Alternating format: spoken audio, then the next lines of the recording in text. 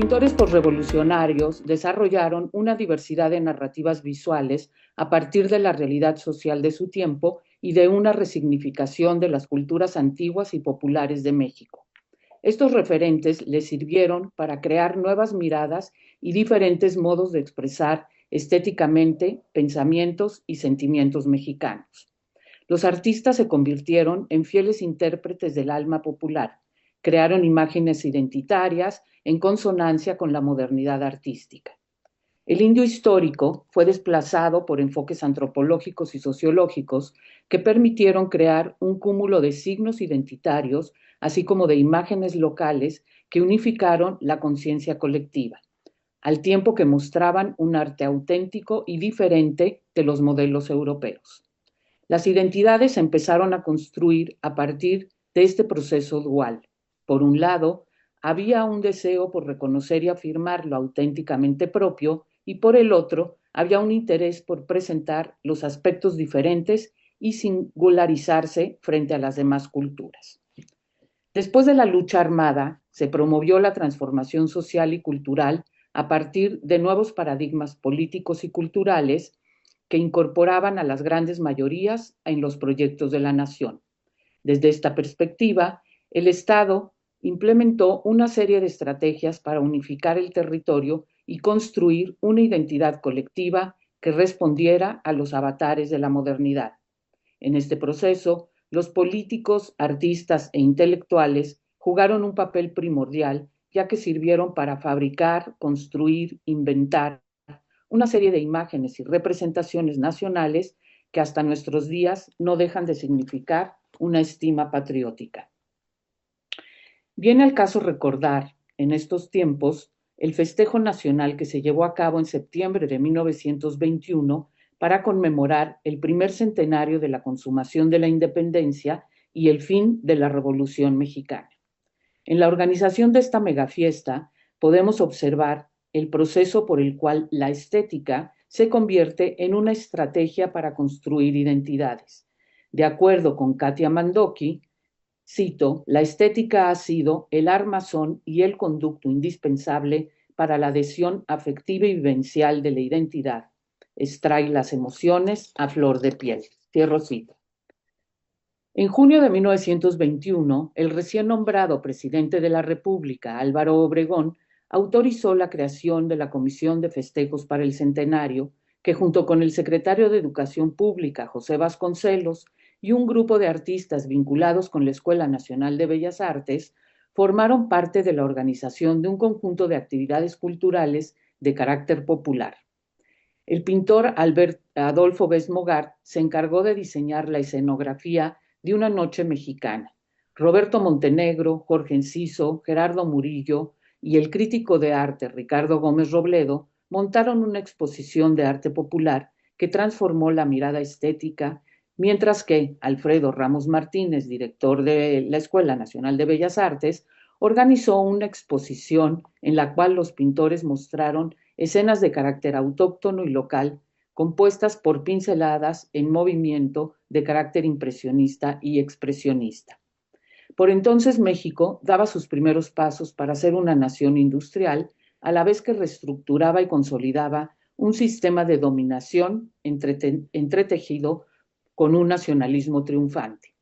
Bajo este contexto y con la idea de incorporar a las grandes mayorías a los proyectos nacionales, la Comisión de los Festejos determinó que el principal objetivo del evento sería fomentar y aprender de la creación artística popular y asumir la responsabilidad histórica de hacer que el pueblo, bajo su cuidado, transforme la ira en creatividad.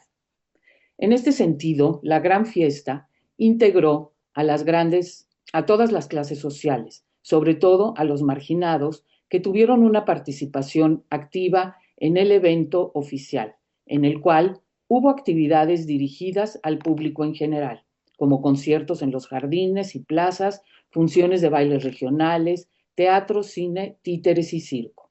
Y por supuesto no podía faltar el desfile de carros alegóricos que, a diferencia de las fiestas de 1910, en donde se presentó la imagen del indio histórico, como lo estamos viendo aquí en esta imagen, En esta ocasión, uno de los carros estaba dedicado a la ganadora del concurso La India más bonita. María Viviana Uribe aparecía sentada en un trono piramidal de inspiración prehispánica, acompañada de Cuauhtémoc, el último emperador azteca. Al centro, una frondosa nopalera que evocaba la geografía de la patria. En la procesión también hubo escenas que evocaban el progreso, como el de la Compañía de Luz, la Compañía El Águila de Petróleo y una escenografía con un túnel en donde salía un ferrocarril. Esta imagen representaba las intenciones políticas del nuevo régimen, es decir, la India, María Viviana Uribe, ¿no? Integrar a los grupos marginados al proyecto modernizador del país, idea que ha formado parte de la dinámica sobre la identidad y el nacionalismo, la cual no deja de ser paradójica. Por un lado, enaltecer al indígena y presentarlo como protagonista de la historia, como alegoría de la patria, en un trono como la India reina, y por el otro se mantiene excluido y olvidado. Mauricio Tenorio Trillo ha estudiado las exposiciones universales como una suerte de microcosmos en donde se presenta un imaginario nacional con sus símbolos y sus identidades. Lo mismo sucede con este tipo de festejos nacionales. Las élites en el poder construyen a través de símbolos y representaciones un discurso simulado que presenta la imagen de una sociedad integrada y uniforme en un momento de fragmentación social. En suma, este conjunto de actividades artísticas y culturales nos muestra cómo por medio de la estética nacionalista que incorpora efectos emocionales y sensoriales, se fabrica la homogeneidad a través de una amplia cobertura del aparato simbólico para reforzar la autoridad política. De acuerdo con Eric Hobsbawm, son las élites políticas y culturales las que han construido un discurso cohesionador, han formulado las representaciones de identidades colectivas y han inventado un cúmulo de imágenes, alegorías y símbolos que personifican a la nación y que operan como dispositivos de legitimidad. En la construcción de identidades legitimadoras, los artistas visuales tuvieron una participación importante en la gestión y creación de una pintura vanguardista de carácter moderno, popular y nacionalista. Desde esta perspectiva, me interesa mostrar las formas como el Estado ha utilizado la estética como estrategia para fabricar una identidad nacional. Me concentraré en la participación que los artistas establecieron con el diseño de la política cultural en dos proyectos específicamente, el educativo y el agrario, tomando en cuenta para esta presentación dos murales realizados por Diego Rivera, La creación de 1921 y El espíritu de la revolución de 1924. En ambos la participación de Rivera fue activa. Creó una iconografía monumental y una variedad de narrativas visuales que sirvieron como símbolos identitarios y también como propaganda política de los regímenes postrevolucionarios. Subtítulo: Utopías visuales e imaginarios sociales. Educación y tierra para todos. Después de la Revolución Mexicana, la aspiración por lograr la integración nacional se tradujo en proyectos estatales cuyas estrategias de renovación social y cultural dirigieron a la colectividad hacia el paradigma de una sociedad capitalista y nacionalista que paradójicamente adoptó programas de corte comunista y socialista como la educación integral y el corporativismo agrario, impulsados principalmente por los presidentes Álvaro Obregón, que gobernó México de 21 a 24, y Plutarco Elías Calles de 24 a 28. La finalidad de estos planes era sacar de la marginalidad y el retraso a las grandes mayorías. En este proceso, intelectuales, artistas y políticos involucrados en la reconstrucción de la identidad nacional se dieron a la tarea de idear una serie de imágenes de la nación.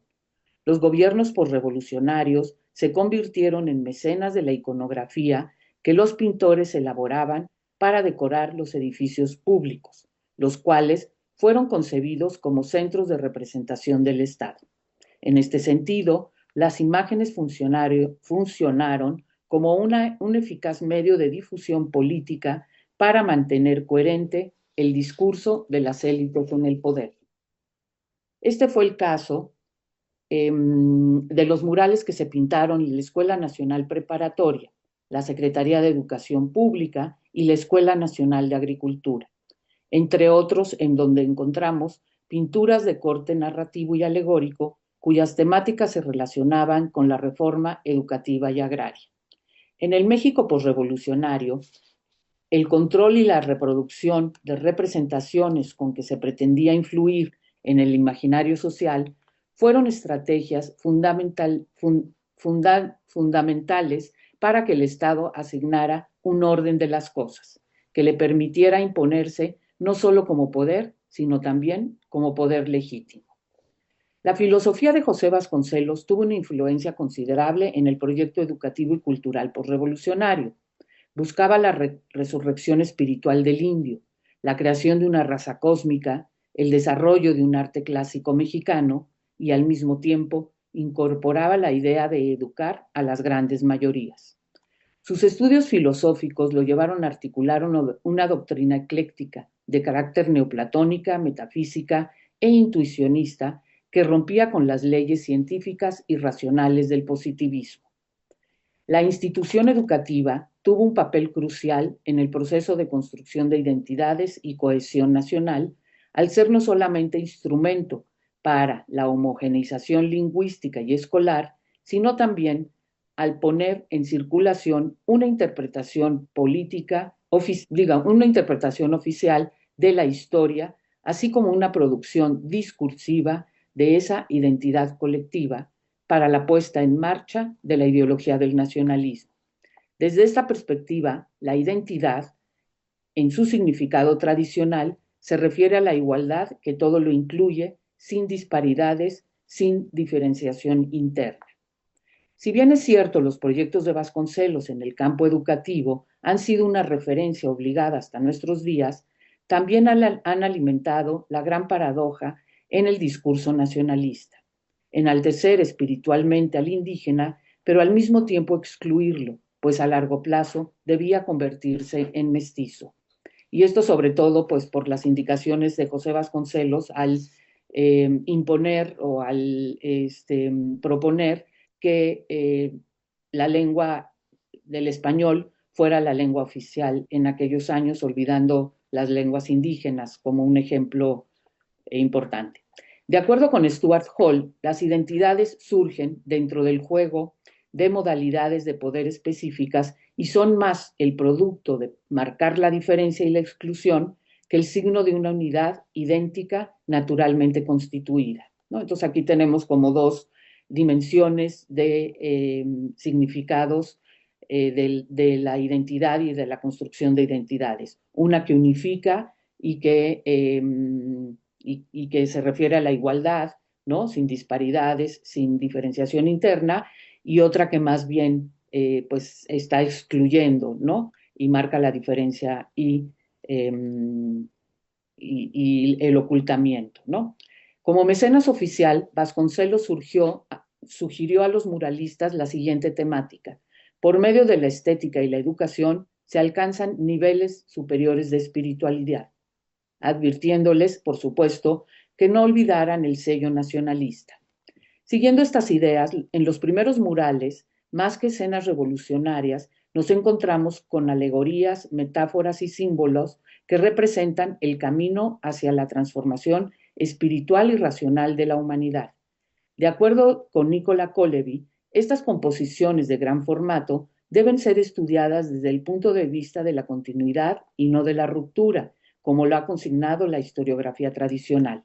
Asimismo, es un error pensar que sean producto de la revolución, ya que denotan una influencia del modernismo y se observan contenidos espirituales y simbolistas, como es el caso de este mural de Diego Rivera, La Creación, y de otros que también se hicieron en la Escuela Nacional de Bellas Artes, como los primeros murales de José Clemente Orozco y los primeros también trazos esotéricos y de carácter masón de Orozco y de Siqueiros incluso.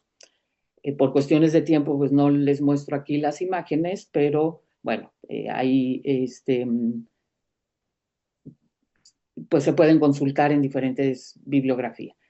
Es hasta 1923, después de la formación del Sindicato de Obreros Técnicos, Pintores y Escultores y la publicación de su manifiesto en marzo de 1924 en El Machete, que la temática espiritual va siendo desplazada por la social y política. Fue entonces que obreros, campesinos e indígenas formaron parte de la lucha social y la transformación colectiva, temáticas que se convertirán en una narrativa visual recurrente, ¿no? Y que ya van a formar parte, pues, de lo que se conoce como el muralismo postrevolucionario y, pues, lo que se ha también consignado como la Escuela Mexicana de Pintura. En el mural La Creación, Rivera entremezcla elementos neoclásicos con símbolos bizantinos, así como la imaginería de Vasconcelos, por lo que el tema central indica la unión entre la humanidad y el principio creador del universo por medio del arte y la religión. En la parte superior observamos un sol como energía primitiva, del cual surgen tres rayos que a su vez terminan en manos. La del centro apunta al árbol de la vida, vegetación exuberante de donde surgen una figura con los brazos extendidos, un águila, un león y un toro que refieren a los representantes, que representan a los evangelistas. Y a los lados eh, sugiere, pues bueno, el principio femenino y el principio masculino, ¿no?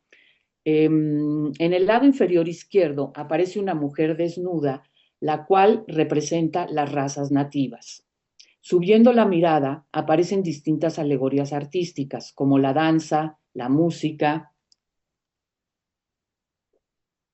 la creación, la canción y la comedia, seguidas por distintas alegorías teologales. La primera representa la sabiduría, después, y las otras tres, la fe, la esperanza y la caridad. El lado opuesto corresponde a lo masculino, representado en la parte inferior del cuadro como una figura desnuda. Un poco más arriba se representa a la poesía erótica, al drama, la fábula, seguidos por la tradición, el conocimiento y el amor, para terminar con cuatro figuras que simbolizan la contingencia, la fortaleza, la justicia y la prudencia. Todo este conjunto que está en forma de armadura, si vemos el lugar donde está colocado el mural, entra en contacto con los personajes superiores que se encuentran, bueno, sí, en la parte superior del mural, ¿no? Justo relacionados con este principio creador del universo. En este mural, Rivera intercala figuras mestizas, criollas e indígenas, aludiendo al proceso de mestizaje. Al igual que en el pensamiento de Vasconcelos, las figuras personifican el camino espiritual hacia la unión con el absoluto. Rivera mostró las dos maneras de acceder a lo espiritual, por medio de la intuición y por medio del conocimiento, ¿no? Representadas por estas dos figuras que están en la parte superior del mural. Me interesa rescatar en este mural el lugar que Rivera otorgó a los indígenas o razas nativas, que como ya mencioné están en la parte baja del mural y están totalmente desnudas. Ellos se encuentran en la parte inferior. Si bien es cierto, representan la pureza de una raza, el origen, lo auténtico, también simbolizan la otredad, las culturas vistas desde la mirada ajena y extraña, que los coloca como razas inferiores, que deberían fusionarse con otras razas para alcanzar los niveles superiores de espiritualidad y de conocimiento. Y entonces aquí este mural también puede ser leído de manera circular, en donde las razas se van fusionando con otras razas y alcanzan los niveles superiores de espiritualidad, ¿no? Eh,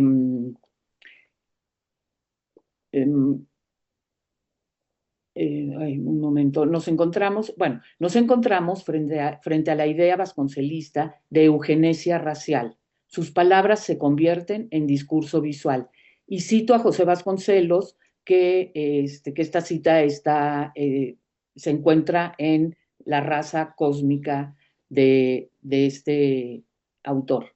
Las razas inferiores, al educarse, se harían menos prolíficas y los mejores especímenes irán ascendiendo en una escala de mejoramiento étnico. Y esta era la idea que tenía Vasconcelos de la raza mestiza, de la raza cósmica, ¿no? Que todas las razas fueran uniéndose para formar pues esta gran raza cósmica, pero con un pensamiento pues un tanto racista, ¿no? De eugenesia racial y de pues ir desapareciendo las razas inferiores, las razas indígenas en este caso, ¿no?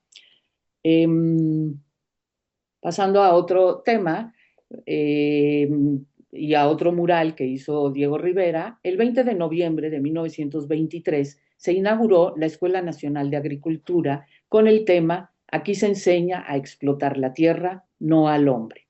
Marte R. Gómez, el director de la institución, y Ramón de Negri, secretario de Agricultura, invitaron a Diego Rivera y a Javier Guerrero a decorar los muros del nuevo edificio, con la consigna de narrar las luchas campesinas.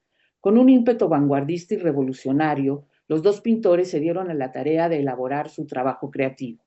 Todo el conjunto representa una exaltación a la gran utopía agrícola marcada por el activismo político de Rivera, ya que, bueno, años después de haber pintado estos murales, en 1926, va a ser miembro fundador de la Liga Nacional Campesina y formará parte del comité ejecutivo, ¿no? Como sabemos, pues bueno, muchos de estos pintores formaron parte también de la lucha revolucionaria, si bien en un principio Rivera, como lo vimos en el mural de la creación, eh, pintó, representó de una manera alegórica y un tanto simbolista todavía, y academicista, pues su pintura va a ir cambiando, ¿no? Conforme se va a ir eh, impregnando, incorporando en la realidad mexicana y sobre todo, pues en la Revolución Mexicana y sus principios, ¿no?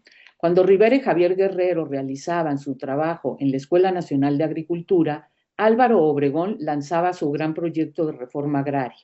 Pensaba que una de las formas para resolver el problema en el campo era fomentar la pequeña propiedad.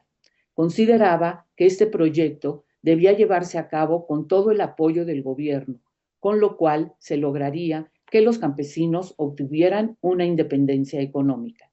Esta propuesta cumplió con las promesas del reparto de tierras. Sin embargo, no tuvo como fin destruir la gran propiedad, ya que solamente se fraccionarían latifundios que continuaran utilizando sistemas rutinarios, pues esto impediría mejorar las condiciones de sus jornaleros. De esta manera, Obregón hacía a un lado la confrontación y lograba equilibrar la presión de las masas campesinas que exigían tierras y también la presión de los terratenientes nacionales y extranjeros que se empeñaban en conservar sus propiedades.